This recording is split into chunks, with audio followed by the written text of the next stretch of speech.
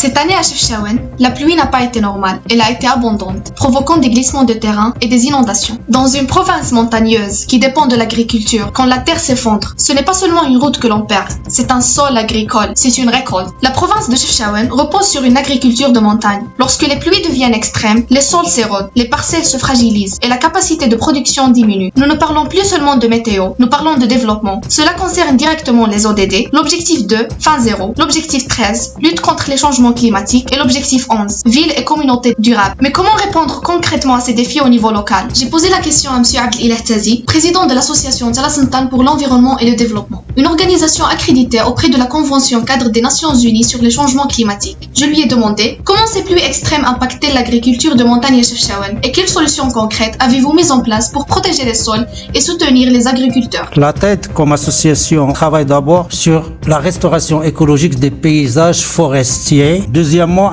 on a un programme d'arboriculture fruitière avec les agriculteurs et qui contribue aussi à la valorisation des produits locaux et tout un programme de sensibilisation à la résilience et l'adaptation au changement climatique. L'organisation de la population sous forme de coopératives de production et tout ça, d'abord améliore les conditions de vie de la population et augmente la conscience envers ces dégâts causés par des pluies extrêmes. Les solutions existent, mais l'action locale seule ne suffit pas. Le Maroc s'est engagé fortement dans l'action climatique. Le défi aujourd'hui est clair. Comment traduire ces engagements internationaux en politique territoriale efficace? J'ai posé la question à M. Mohamed Sfiani, président du conseil communal de Chefchaouen et vice-présidente du réseau mondial des gouvernements locaux pour le développement durable. Je lui ai demandé comment une ville de montagne comme Chefchaouen peut-elle protéger sa sécurité alimentaire face aux phénomènes climatiques extrêmes. Comme on le sait très bien, donc il y a une relation directe entre le changement climatique et la souveraineté et sécurité alimentaire. Pour nous, à Chefchaouen, on travaille ce sens-là et surtout que la ville a été classée patrimoine immatériel de l'humanité par l'UNESCO sur le domaine de la culture alimentaire, ce qu'on appelle la dieta méditerranéenne. Et là, donc, par rapport aux phénomènes climatiques extrêmes, que ce soit des inondations ou des sécheresses, pour nous, c'est important de travailler, de se concentrer sur la production locale et l'autoproduction et surtout pour l'économie sociale et solidaire dans le domaine de l'agricole. Donc, il y a les producteurs locaux et les coopératives, etc. Il y a aussi la question de commercialisation, les marchés de proximité. Il y a aussi la question de zéro waste, c'est travailler dans un sens de réduire la consommation des produits alimentaires et de laisser bien sûr des déchets alimentaires qui ne sont pas utilisés.